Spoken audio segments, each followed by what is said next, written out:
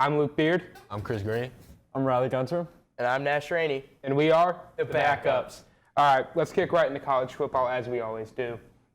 Oregon State takes down Utah, who I had a lot of hopes coming into the season. 21-7, Utah's defense still looks phenomenal. It feels like with the lack of a starting quarterback, though, they're falling apart. And they've had now 2 close games. Well, this one wasn't even that close. Oregon State just kind of outplayed them. And Utah couldn't score the ball, which you don't see much in Pac-12 football. So, I mean, what do y'all think about that? Just like you were saying about not having a quarterback, I mean, eventually that's going to catch up to you, and I feel like that's what's starting to happen with this Utah team, losing in this game to Oregon State. Yeah, I feel like, I mean, I was pretty high on them in the Pac-12 race going into the season, but without that quarterback, it's just brutal. And I think this kind of loss was going to come sooner or later, and it keeps speaking to Oregon State and how good of a season they've been having. Yeah, there's just that hole in that offense without Cam Rising. Right. They're not playing at the same level they were all of last year. Yeah. Yeah, and then USC dominated Colorado for the first couple quarters. And then Colorado started clawing back and fighting back. Shedeur Sanders looked fantastic. Yeah. Obviously, Caleb Williams looked great. Just 2 really good quarterbacks just battling it out, 48-41 final. I feel like if Colorado had one more chance with the ball, they would have ended up tying that thing up. So Yeah. I will say, like, Colorado, they showed some fight at the end, but in moments like that, you got to have, like, better clock management because they had 6 minutes. I felt like they could have scored a little bit earlier and then got the ball back and tried to score it. yeah, they ran the ball a lot on that final drive, which I didn't see coming. It looked like they just didn't think they were going to win, so they started running the ball and not really going for, because you don't get time to stop on first downs. Yeah. But just a lack of passing until they got into, UFC's half of the field. And then they ended up passing, but it was a little too late. They already ran 4 or 5 minutes off the clock. Yeah, no, I mean, the clock management was definitely questionable, but I feel like the main thing coming out of this game, at least for me, was this is trademark USC. They're going to put up nearly 50 and maybe give up some big plays they shouldn't have. And I'm every week in, week out, I'm getting a little bit more nervous about what this team's going to look like against a good defense and a good offense, considering they don't really seem to be able to stop big plays like a top 10 team should. Because when you think of USC going to play in a New Year's Six bowl, it's going to be the same as last year. Like not to diss Tulane, but Tulane should not have beaten USC in that bowl game. They had a fantastic last drive to win. But looking at USC's defense now, I don't think they're going to be able to compete going into like CFP race and everything. They're just, if you're letting up Colorado, good offensive team, but still 41, you're almost lost to unranked Colorado. Yeah. Something's got to change on that defense. For sure. And I think if you run into one of these better teams in the Pac-12, that eventually they'll have to meet up. They have Utah, they have Washington, and they have Oregon. They also have Notre Dame. Yeah. Those are 4 teams that will score on you, and also teams that have better defenses than you faced. Because, I mean, I feel like Colorado was their first real test, and they beat them by 7. Yeah. And Colorado's also without their best defensive player.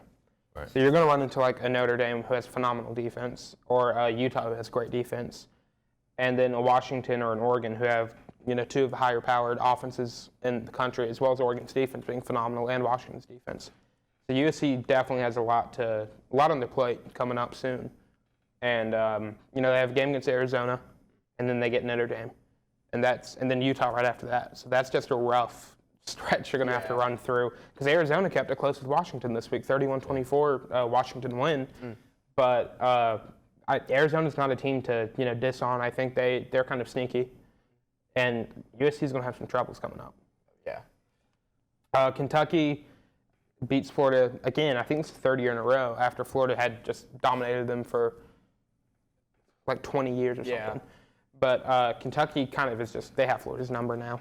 And I really can't see Florida beating them anytime soon, because it feels like every year people are like, oh, Florida's going to destroy them. And Kentucky wins by, 20. Yeah. And you're like, well, and Kentucky's a lot better than a lot of people think. Even, they lost Will Levis, but they're still a really good team. This game with Georgia coming up this weekend should be a really good game. Yeah. Especially with, how Georgia's played. We have, Georgia-Auburn. It was 27-20. And Auburn made some mistakes that if they didn't make, they would have won that game. Yeah, It's I agree. that simple. They let Brock Bowers get going towards the end of the game, and I think he scored 2 touchdowns. I'm not positive, I believe it was too. Yeah. but he dominated in that fourth quarter. Yeah. And you can't let a guy like Brock Bowers take over in the fourth, or else you're going to lose. Yeah. And that's exactly what happened to Auburn. They let the best player in college football take over, and they lost. Yeah, I mean, especially considering this is an Auburn team that, at least the past few years, hasn't been what we usually see from Auburn. And this was kind of feels like we keep repeating this, but this keeps seeming like Georgia's overestimating their competition and falling into some of these trap games. We saw it against Carolina. Like, it seems that they've got their eyes set on the national title and the playoff, and Not in worried that about what's process, ahead of them. you're only beating Auburn by 7. It just, for me, it shows how much this Georgia team isn't as good as the last 2 years. Yeah. I think as an Auburn fan, having Hugh Freeze, this is his first year head Yeah. coach, I think that's something to be excited about, as Auburn is, I believe, the biggest fan base in college football that is left. I think 51% of their fan base has just disappeared. So it's a good step forward for Auburn's program in these next few years. Yeah, Auburn is just historically a great program. But Hugh Freeze has been really good everywhere he's been. Ole Miss, he was great. And, when he got fired from there, he went to Liberty and did fantastic with Liberty, completely built that program up to, where it is now. And they're still a very good program. And he built them because they were not great when he took over. He completely rebuilt Liberty. And then, now he's going to Auburn, who's had a couple shaky years since Gus Malzahn left. And even under the last couple years of Gus, they were just kind of a shaky team. You didn't know what to expect from them. With Hugh Freeze, I think you give him 1 or 2 years, recruit his own guys, get some players in there. This Auburn team is going to be a good team. They're going to be scary to play. And, speaking of teams scary to play, Ole Miss beating LSU, these are 2 really good SEC teams. Yeah. But LSU has had 2 really rough losses. Their defense is just, they can't get it together. I think I saw something, they're like the 121st or 2nd, best defense in the country, so not great. And then they're like a top 10 offense. And LSU's historically a fantastic defensive team and historically a great offensive team. Yeah. But this year it's like they're only got the offense. Their defense just can't handle, SEC football, and they can't handle ACC football. They couldn't beat Florida State. Yeah. They let, Florida State run all over them. And if you're letting a team like Florida State run all over you and then getting a shootout with Ole Miss, losing 55-49, that feels like a season killer because that just hurts. And that's a game where you should have won. You had 3 minutes left. You're up 9 and you lose. You can't let that happen. Yeah, I mean, especially considering being up 49-40 as late into the game as they were. Yeah, you shouldn't be. There needs, that should not happen. You should not be 9 points up and thinking you're going to lose by 6. That's not very excusable, especially, I mean, this is an LSU team that I think was pretty highly touted going into this year. I mean, it's LSU, they always bring in great recruits, and, I think a lot of people had them as a fringe SEC champ or maybe even a fringe playoff team. Mm-hmm. So it's really surprising to see just how this is probably close to the worst start than I think most people imagined. I don't think anyone saw them opening up 3-2 with losses like these. Yeah, and their best wins against, a 2 and 3 Mississippi State team. Yeah. But, I'll let you finish up. You're fine. Yeah, no, but it speaks to the defense. I mean, you don't even need to have a good defense. If your defense is average, they might be 4-1, 5-0. So it's really that team. LSU seems to be kind of a big question mark in the SEC.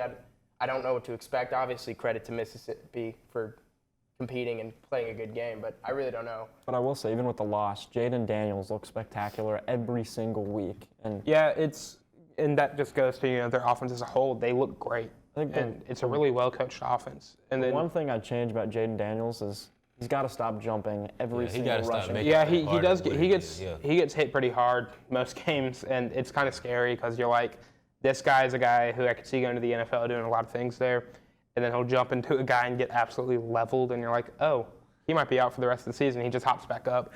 He's an extremely tough player, though, so I think he can take hits and just keep moving. But Ole Miss does have an exciting game coming up. Arkansas, I feel like it's a big test for them because, they lose in a tough game against Alabama, and they look good in that game.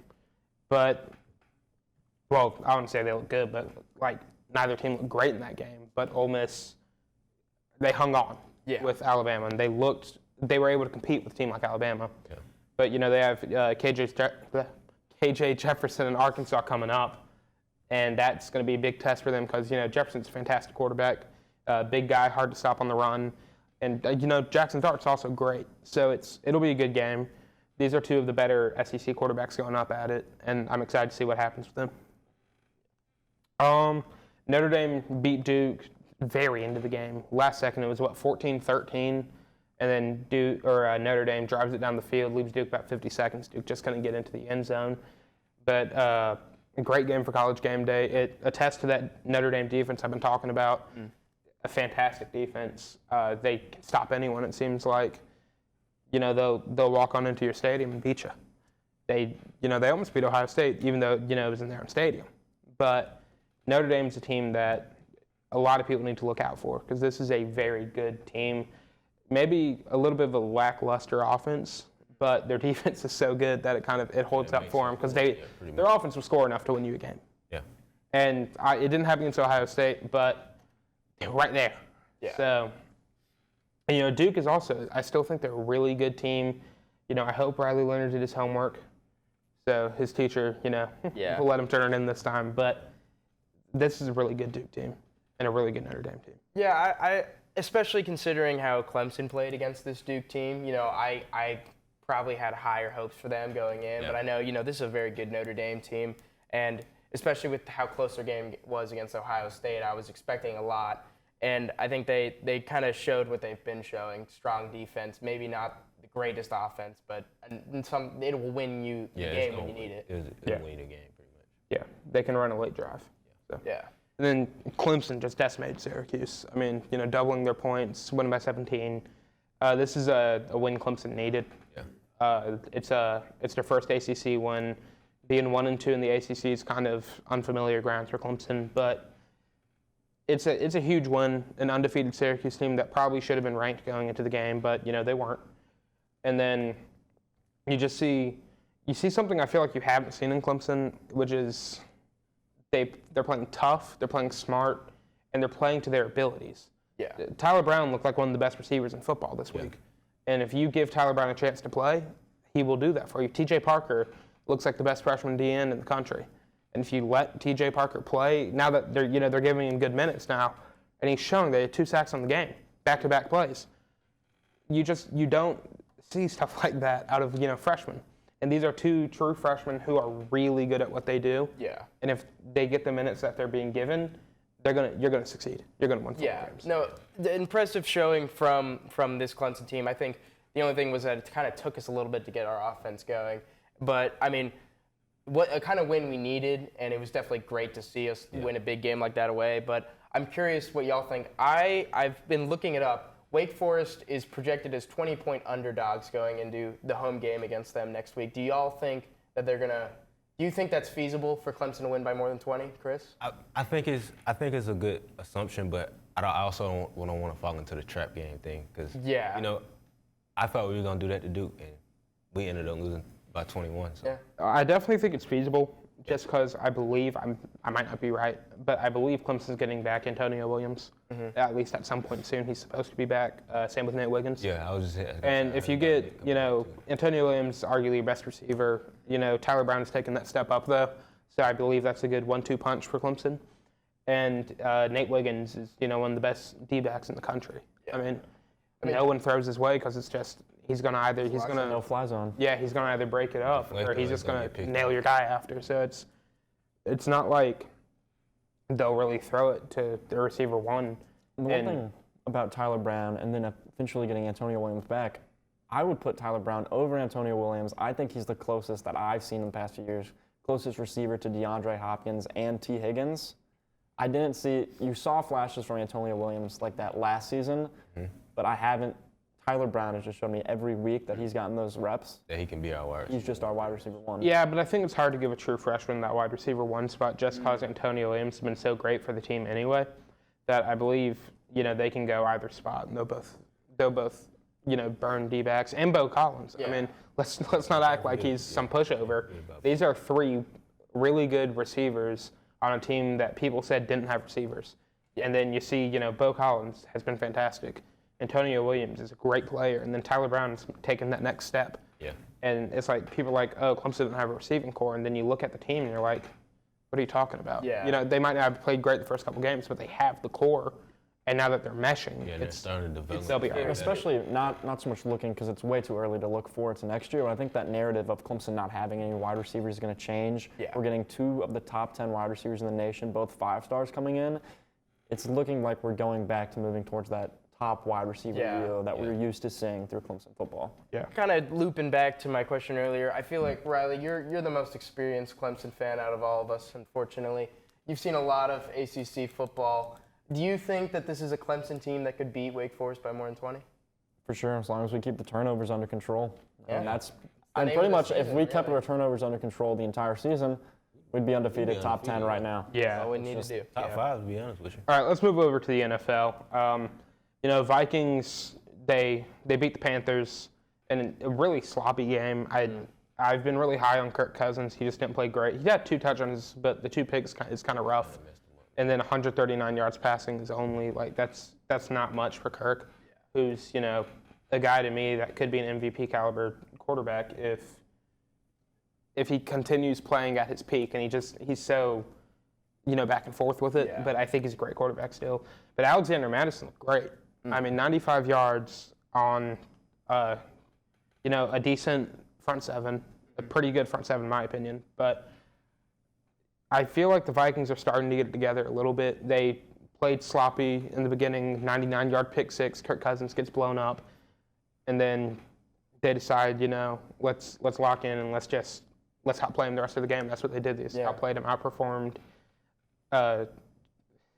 okay Panthers team, a team that I could still see win games, but they just need to start they got to bring it together at some point. I feel like this game especially is such a great summarization of this team and just this season where, you know, great defensive plays, we're making things happen, we're causing mistakes, our offense scores 6 points the whole game and we lose. And it's just, you know, I didn't expect us to be great going into this year, but I thought, you know, this great young defense, new quarterback, I was thinking, you know, like, Head coach knew everything. yeah, I was thinking, you know what, we might not be great, but like, we'll be good enough. You know, I could see us in a few years. Maybe we'll be in the playoffs. You know, popping bottles, sparkles, and champagne. And you think, I mean, going into Week 1 against Atlanta, you know, you're thinking, okay, we're gonna win this. We're gonna do a statement game for us this season. We're gonna be screaming A-Town down. But that win was really only a theory, and it just sucks because it feels like every time we have something going, you know, we just kind of encounter this Waller effect that just stops us in our tracks. So, really, just a tough year for the. Tough way to start and a tough way for Bryce Young's era to start in Carolina. I gotta ask, was that did you just make that up or was that practice? When you said Waller effect, it kind of threw it away there. You're throwing all these WWE puns at us. I didn't know what to do. Let's move on. Speaking of Atlanta, Falcons did not look great in London. I'm gonna call it a fluke game because you're in London and that's the Jaguars' home field. So. But, you know, they were really in Andy's room, is the broadcast I was watching, was they're in Andy's room, and Bijan Robinson looks great in Toy Story. That's all I can say. I just want to ask you one question. How did that feel to get up so early just to see a performance like that? I woke up a little later than I expected. You know, I know the Jaguars are a good team, and I know the Falcons are still rebuilding, so I wasn't shocked. Okay. But I was hoping for a couple more points maybe. But, 27. you know, 23-7 it happens. Yeah, Bounce back season. Rams beat the Colts in overtime. Anthony Richardson looks fantastic. Yeah. That's my takeaway from the game. Is he still looks great. He's on top of his game. Yeah, it's sad to see as I was an Anthony Richardson hater going into the draft, but you know, honestly, he good to see him doing good. Yeah, he's playing very well. We also saw the Eagles Commanders go into overtime. Jahan Dotson literally last second touchdown. Absolutely ridiculous. Me and was it you? Me and Riley, I believe, were watching it. And he gets, I don't even know how to describe it, just a perfectly placed ball and a great catch. And I was just in shock. I did not see that coming. And then the Eagles went in overtime. But This is. I feel like this is a big thing for the Commanders, where they're always the one team that you never think's going to win against the Eagles, but they always win the keep game. it. yeah. One thing I will say, it was a close game, and I know rivalry games can always be tough, but the Eagles, they got to get that pass defense under control, because I feel like once they play a good team like the 49ers or the Cowboys or the Lions or something like this, it's going to be a major problem. Yeah. Speaking of the Lions, they beat the Packers by 14. Packers really were never in the game. Yeah, it wasn't a fun one. It's just the only thing I'm taking away from this. The Lions are really good. Yeah. And the Packers are good.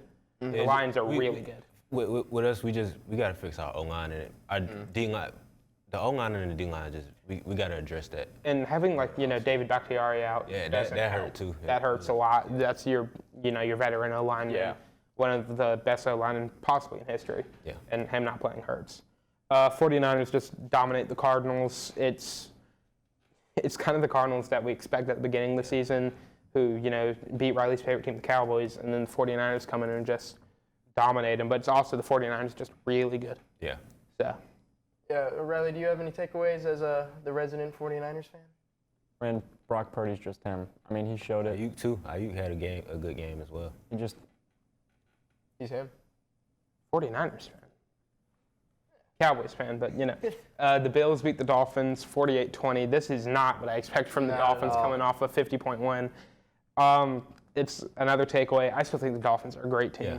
I think the Bills are probably the best team in football, though. Yeah, I was just going to say, I feel like the Bills are a better balanced team because they have offense and defense. The Dolphins, they have a really good offense, but the defense is kind of iffy without Jalen Ramsey right now. Oh, yeah. Yeah, it's just hard without a guy like Jalen Ramsey. And the Chiefs beat the Jets 23-20. Zach Wilson had a phenomenal game. I think he looked great. I think he is a very capable quarterback, and a lot of people count him out every single year. Even me myself, I've been like one of the biggest Zach Wilson haters, to be honest with you, but he showed me that he can be a really good quarterback in this league and he can last. I think that Aaron Rodgers mentorship over the offseason has has really helped him. I would say both as a player and a person. As his post-game interview, he's like, "It's on me, guys," instead of blaming the defense for everything. Yeah, even though I would argue that it was on the defense. Yeah. But really, it was the refs. They missed holding calls, and then they waited until he picked the ball. Yeah, he waited. He had the flag in his pocket, and then it was only after the pick was. I think he was just trying to get it out, man. Like what Sauce Gardner tweeted out. If he was a Swiftie, they wouldn't have called that penalty on him. Yeah. All right, let's move into the NBA trades. I'll try to run these down real quick. So Damian Lillard to Milwaukee it was DeAndre Ayton, and who else? It was Ayton, Drew Holiday. Not many other massive names in the deal. And then Yusuf Nurkic went to the Suns. Yeah. And then Drew Holiday gets traded to Boston for Malcolm Brogdon and Robert Williams. So that creates a good 1-2 defensive combination in Portland. Yeah. Robert Williams, DeAndre Ayton, put him in 4 and 5 area. I think they'll do really well there. And I think if they keep Brogdon, it'll be a smart move, but I don't see it happening. They might just trade drafted him Scoot. later on in the season. Yeah, and then Drew Holiday in Boston, I think, is a game changer for Boston. It adds the defense. Yeah, it adds the defense that was lost with the Marcus Smart trade, but it also adds a better offense player. Yeah. And then you lose Robert Williams, who's your best rim protector. Yeah, which hurts a little bit. But I feel like Boston has a lot of good interior defense anyway. You keep Horford, they'll pick up some guys in the offseason. Yeah. Porzingis has gotten a lot better on defense. So I think that helps. And it looks like Derek White will take a step up, which is nice to see because I think he's a really capable player. I was going to ask, is Porzingis, sorry to cut you off, but is Porzingis going to be back for the beginning of the season? I'm not positive. I think he is, but I'm not 100% sure. And then, obviously, Dame to Milwaukee is the big news. Yeah. But this is the best duo in basketball. Yeah, they haven't even played. They complement each other the best. I feel like I was watching a video yesterday about it. Anthony Davis and LeBron are both, slashing forwards. They like to attack the rim. Paul George and Kawhi Leonard are very similar on both sides of the ball. Right. It's just Paul's a little better on offense, Kawhi's better on defense. Yeah. But Damian Lillard is one of the best shooters in the league. Giannis is the best slasher in the league and probably the best rim protector in the league. And it adds perimeter defense with Lillard and then post defense with Giannis. This is one of the best duos you'll ever see probably if they can play up to that level. This is a Kobe and Shaq-like duo to me. Yeah, I was just going to say, I feel like Giannis is about to go in Shaq mode. They got to shoot three. Giannis going to be like Shaq. And then, Dame is very similar to Kobe in their play styles, both good spot-up shooters. Kobe obviously attacked the basket a little bit more. And it's probably a little bit better defender. but Dame is he's a more, knockdown shooter. You know he's going to make it. So that's why I see it happening with them. I'll let y'all talk Premier League because I just haven't watched much Premier League except for one game. Aston Villa absolutely dominating Brighton 6-1. It's the only one I saw. I mean, it's tough as a Brighton fan. We're in the Europa League. We're almost contending for a Champions League spot, and then we just get absolutely dominated by Aston Villa. And it's just, you see today, Brighton's Instagram posted, all smiles over here. If my team lost 6-1 to Aston Villa, I would not be smiling on the pitch. I would be actually focused on playing soccer. But that's just me, And then lost to Chelsea a couple days beforehand. So that's Well, and you mentioned Chelsea. They beat Fulham 2-0. That's a big one for Chelsea. They're a world-class team. They have a lot of world-class players. A lot of people call them a banter club. I just don't see that in Chelsea. I feel like they are, the world-class team in the Premier League. They'll end up probably won't top the table, but they'll definitely continue their rise up, their ascension back to what everyone formerly knows them as one of the teams in. Yeah, they're picking up some speed, especially beating Brighton. When they beat Brighton was 5th on the table. That's as a Chelsea fan, that's got to have you some hope. I bet young Kippa's thrilled right now, getting 2 wins in a row. But moving forward, Wolves defeated Man City, which that's humongous upset. Yeah, that was huge. I believe Pep Guardiola said something about Wolves, that top Korean guy, is really good. Didn't even mention his name. He's got a very complicated name, to be fair. But he scored 1 goal right off the bat. And it's just surprised to see Man City, who's you always see as this invincible team, eventually just lose. Hey, Wolves on the come up. I was telling Luke that they on the come up. And speaking of teams on the come up, Tottenham beats Liverpool. Obviously, neither of the teams are really on the come up because they're both at the top of the table pretty much. But I feel like Tottenham, the Hotspur, is just a little bit better than Liverpool. I consistently believe that. I think this Tottenham team is really good. And I think Liverpool is really good. But I'm always super high on Tottenham just because historically I've seen how they have kind of bounced back from losses and just they win games. Yeah. Liverpool's the same way, but... And I will say, the thing about this game is, I know Chris, he actually watched the game. There was a VAR error where they called a goal for Liverpool offsides, and the Premier League actually released a statement today, and they released the video. They called it completely wrong. Liverpool was not offsides. I mean, you can claim it's an error, but I think it's just, it's bad play by Liverpool, great play by Tottenham, It's just, as the Premier League, you're globally one of the biggest brands in sports. Right. You can't be having these mistakes like this. I believe there's been over 20 mistakes like this happen just in the past year alone. You just got to figure out VAR. That, and then also I just feel like the red cards I feel like the refs were just on Tottenham's side the whole game. I won't say we played better, but Tottenham was not the better team. We should have won that game, or it should have at least ended in a draw. I forgot you like to blame refs. All right. They did. Crystal Palace beats Man U 1-0. This is just what we've come to expect from Man United. Man U's on the downfall. Yeah, they cannot win games. Odd. They can't win. Yeah. That simple. 0-2 in the Champions League too. Yep. All right. I'll kick into the MLB playoffs. I know you aren't huge in baseball. We have Blue Jays, Twins, and the winners against the Astros. I believe. Let me check the score one more time to make sure I'm right. Yeah, the Twins won 3-1 already in the first game. I do think they're going to take the series. Yeah. And then Rangers, Rays. I think both these teams are good. I feel like the Rays started really hot and then just kind of fell apart. And I think the Rangers will end up taking this series too. I believe they won the first game 4-0. And they'll face the Orioles. Diamondbacks, Brewers, I think this is a toss-up for me. I'll take the Brewers, but they're going to have to face the Dodgers, which is a tough team to face. And then Marlins, Phillies, I just think the Phillies are a better all-around roster. They made the World Series last year. They're just a super capable team. Yeah. And they'll have to face the Braves. Overall, I think the Braves will win the World Series. I am a Braves fan, but that's also just... I agree. Just from watching baseball, this is one of the best teams of all time. And they backed it up. They have an explosive offense. They have, Olsen, Acuna. Even their bullpen is starting to play better. Yeah. And I feel like the Braves just all around the best team in the World Series or in the playoffs. Right now. From what I've seen, that's one that's not too into MLB. Everything I've seen about the Braves, I'm just I just have that gut feeling that they're gonna win the World Series. Yep. All right, we can kick into overtime now.